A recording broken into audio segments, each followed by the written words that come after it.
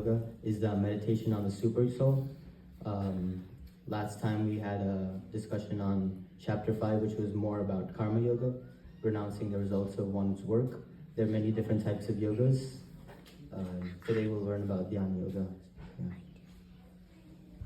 So Dhyana Yoga is the process of controlling the mind and senses in order to focus themselves on Krishna. And Dhyana Yoga, also known as Ashtanga Yoga, there are 8 steps to this practice. Because Ashta means 8, so there are 8 steps.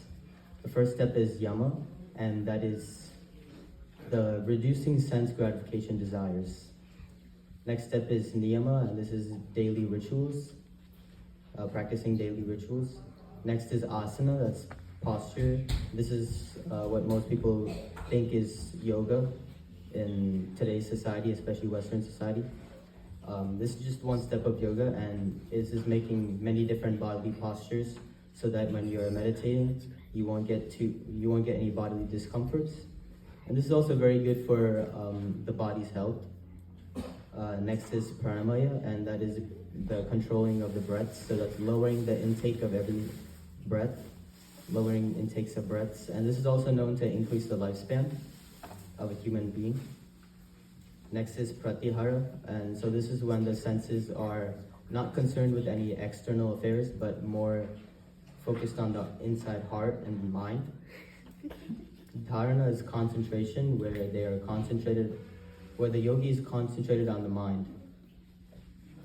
Dhyana is when the yogi sees the soul, the self, and also sees the Paramatma, the super soul.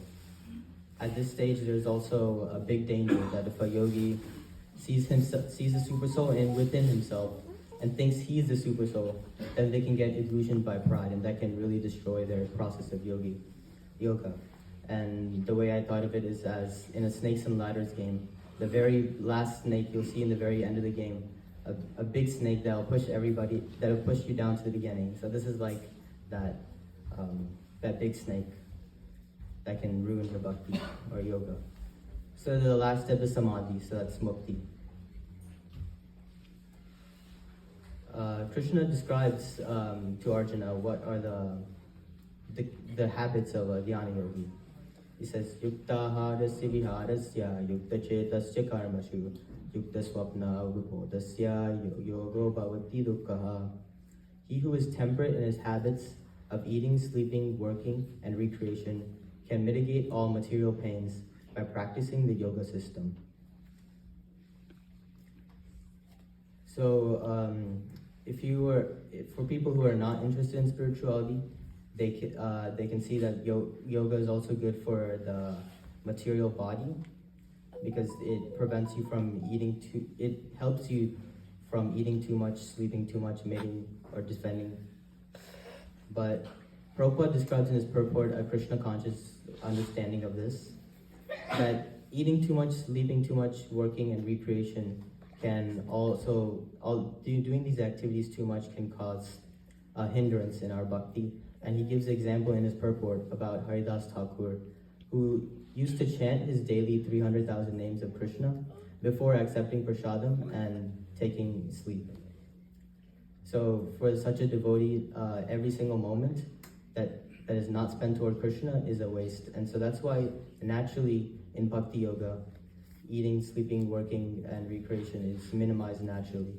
You can see in Dhyana Yoga there are different steps, but for Bhakti Yoga, at that level, it happens very naturally for them.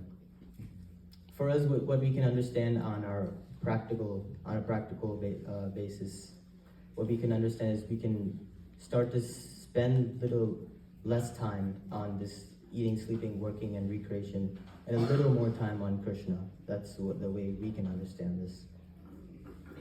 And the requirements for Ashtanga Yoga, they eat and sleep appropriately, they spend appropriate amount of time in recreational activities or work. They meditate while sitting on the kusha grass in a secluded area. They cover the seat with deerskin and a soft cloth. And they keep the seat not too high and not too low. So for us, this is going to be very difficult in Kali Yuga. Who's going to want to go to the forest in a secluded area?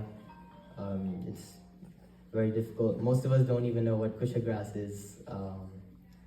So all of these are very difficult and uncomfortable for us. Just, yeah.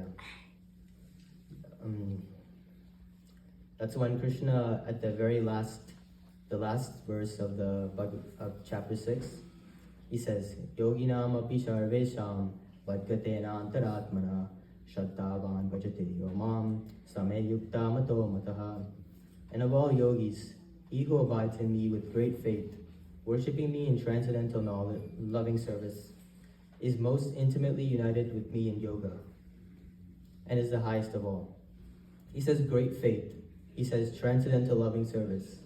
That doesn't remind us of Dhyana Yoga. That reminds us of Bhakti Yoga. So at the very end, he says that for us especially, he knows that in Kali Yuga, many of us are a lot more lazier, a lot more less energetic. And he knows that many of us can't go to the forest and stay for long hours.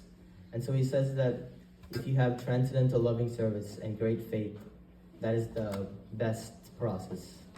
And so Prabhupada also gives the example of, in this purport, of how the Himalayas are the greatest mountain range. And on top of that, Mount Everest is considered the highest peak. If you climb Mount Everest, people will treat it as such that you climbed all of the Himalayas, even if you did not, because you climbed the greatest. It's considered like that. Prabhupada describes Mount Everest as like the culmination. And similarly, Bhakti is like the culmination of all other yogas. We can go back to the yoga ladder. If you are renouncing your results of one work and living like a life of goodness, you're considered a karma yogi.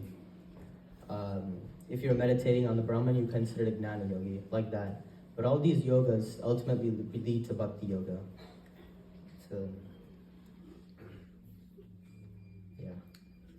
Thank you very much. I was neither qualified nor knowledge to speak on this matter, but on the request of the devotees, I spoke whatever and please forgive if I spoke anything wrong. Hare Krishna.